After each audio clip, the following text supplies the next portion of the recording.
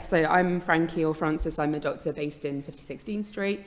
I'm a specialist doctor in HIV and sexual health, and currently, as Memory said, I'm also working in the trans plus gender affirming service, which provides gender affirming care integrated with HIV care and sexual health.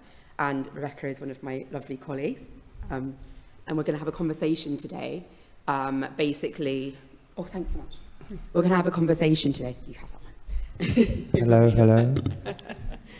Basically talking about stigma in healthcare, what's done well, what's done badly, and kind of using Rebecca, who's very kindly going to be giving us your own experience, both as a patient and as a colleague, so we can kind of really have a well-rounded perception of what's been going on. Rebecca, do you want to do, well, you've been introduced, but do you want to mention a little bit about your kind of your background and your history and your kind of experience with kind of being, because you've been very well known to us for a long time, right? Yeah. So. Hi everybody, it's great to be here. As you heard, my name is Rebecca Tarrant Havilland. I'm a trans woman. I transitioned in the 80s. That's how I found out I had AIDS at the time, because it was compulsory to have an AIDS test when you were going for an operation. So I come from white privileged, middle class Ireland. So I thought that there was no way I could catch HIV or AIDS or anything like that, because back then we were told it either came from darkest Africa or you had to be gay and into very, very rough sex. And I didn't do any of those things. So when I was told that I had this, it was such a shock to my system, and that I was told I would never be Rebecca, completely Rebecca. And just a very quick synopsis on that, it led to me losing my career, it led me to becoming a heroin addict, a crack addict, sex worker, you name it all. I did it all, you know what I mean? So we can go from there, but that's, and today I work at Chelsea Westminster Hospital as a peer support worker, and I have been I've just made history, but I've been the first trans person in Ireland to get their own television show, so anything is possible. So we'll take it from there. Okay. Thanks, Rebecca. So that's a wonderful overview. So I want to start by asking you, Rebecca, you know, we've seen in Vanessa's slides that there is so much work to do, and there are, you know, some of the perceptions of stigma for people living with HIV, for example, have really not come on that far in 10 years. And I think we're in this little privileged bubble where we talk about HIV all day, or we presume everyone knows what U equals, because we talk about it every day within this. What do you think, kind of from your perspective, we need to be doing kind of better to get this word normalized and to get HIV awareness out there, get people into testing, getting people kind of feeling that this is their problem too? Yes, very good question. And I heard U equals U. To a lot of us in the business, we know what it means. But to the average person, U equals U can be a very complex. We know, what does it mean? What does it exactly mean? And I was just speaking earlier, and sometimes I've been around a long time, and only in the last kind of maybe 7 years, like literally openly talking about being HIV because of the taboo, because of the stigma, because I'm a trans woman, because I had enough stigma going on in my life. But I still feel I have to be honest, and that's the one thing I am today, is honest. I get so frustrated because sometimes I feel we're rehashing the same thing over and over and over again. And we were speaking earlier, and I just know myself from speaking, I lead by example, and I've had kind of cis, middle-aged women who are now menopausal, not taking the pill anymore, out on the pull again, and us older girls are being pulled by younger guys, you know, I mean, quite easy.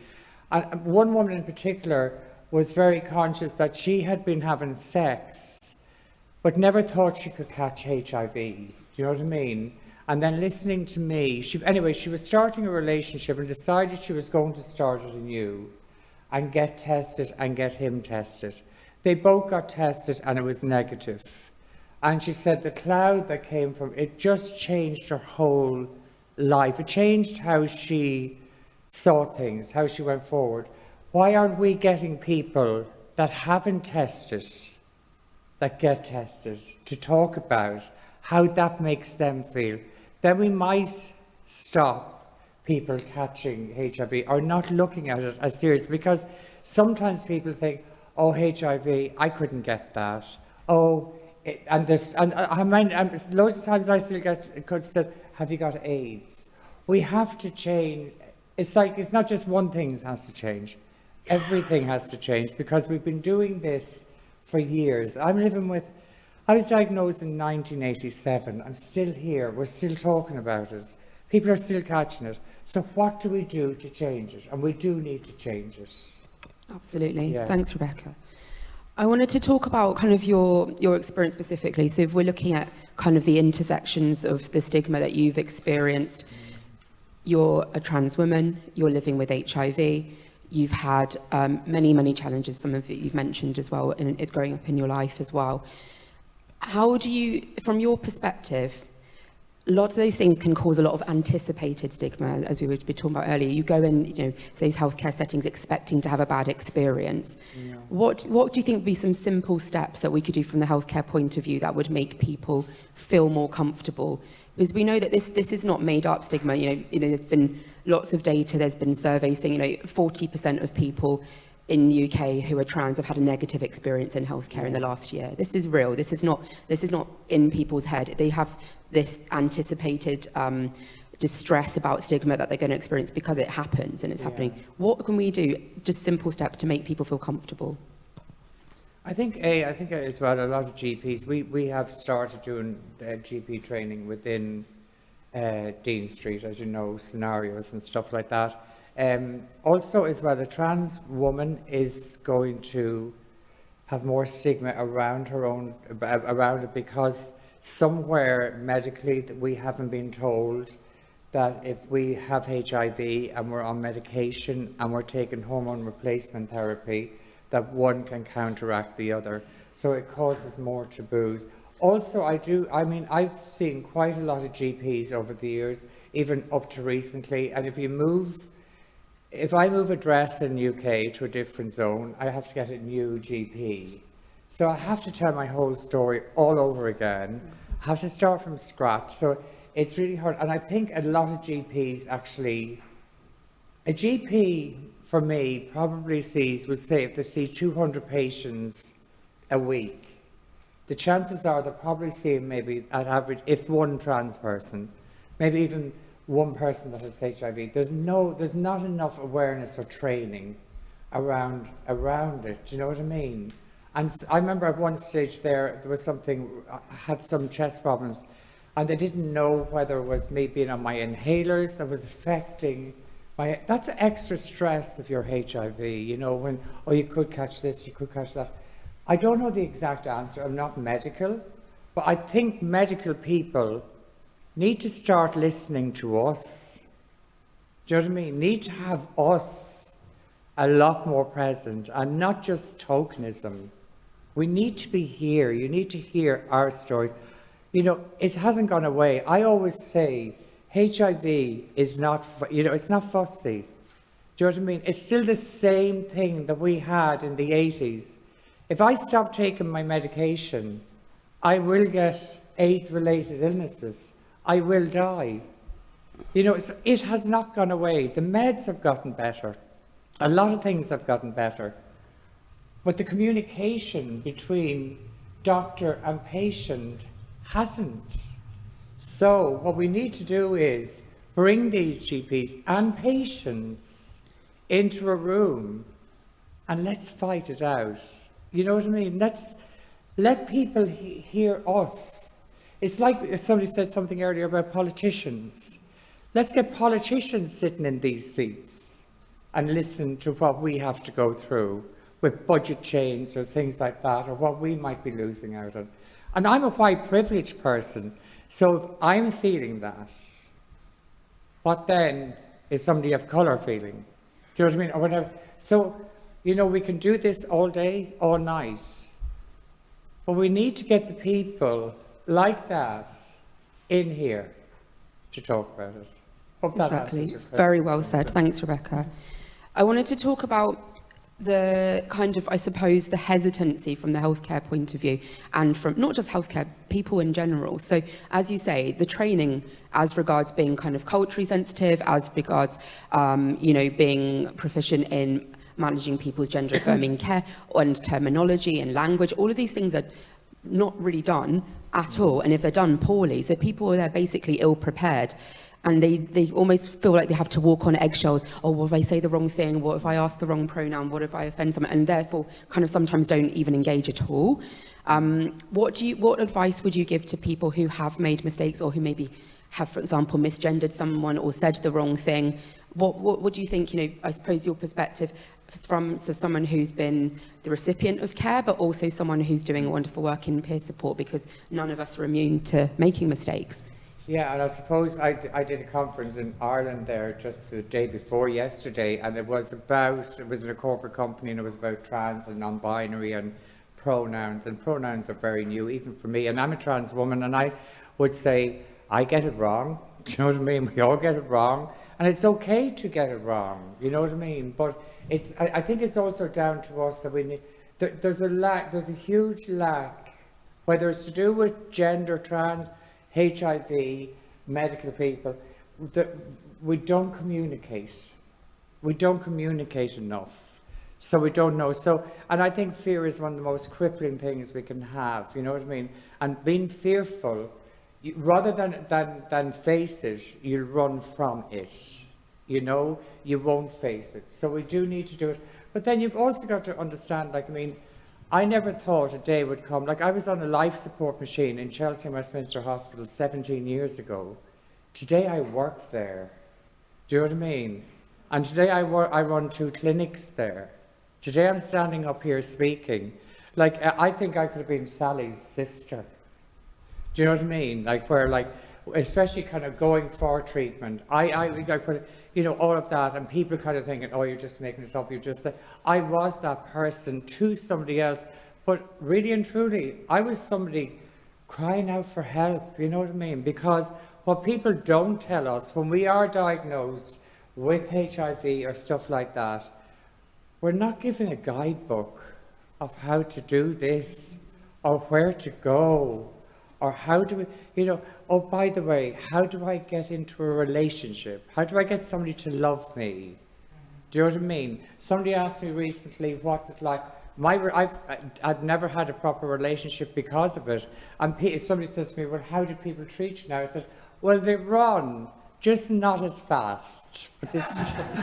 And, and unless we change that doesn't change. So then you end up with people with HIV, probably not taking their medication all the time, living alone and being lonely living alone. It's fine to live alone, but not to be lonely living alone.